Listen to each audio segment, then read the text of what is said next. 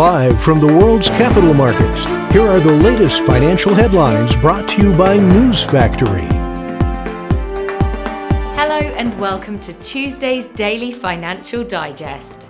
The price of gold has added 0.5% in the last session. The CCI has warmed up and is now giving a neutral signal.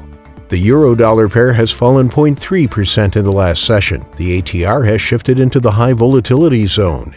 The sterling-dollar pair has gained 0.2% in the last session. The RSI has shifted into the neutral area. The Aussie-dollar pair has added 0.3% in the last session. The ultimate oscillator is strengthening and is now giving a negative signal. Those were today's major economic events, and now moving on to world financial headlines. European shares jumped and the bond market calmed, with yields dropping from their recent spikes, while optimism about U.S. fiscal stimulus sent oil prices higher.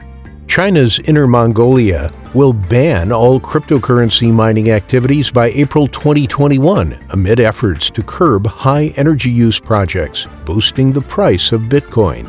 Jumia Technologies is expanding into online food delivery as the pioneering African e-commerce business looks to grow beyond its main market of trading phones and electronics. Coming up, our chief analyst's choices for today. The U.S. Redbook Index will be released at 13:55 GMT, Germany's retail sales at 700 GMT, the Eurozone's consumer price index at 1000 GMT.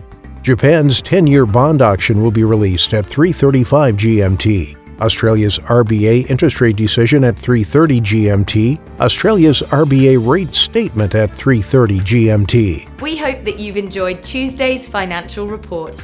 On behalf of all of us here, we wish you a productive trading day.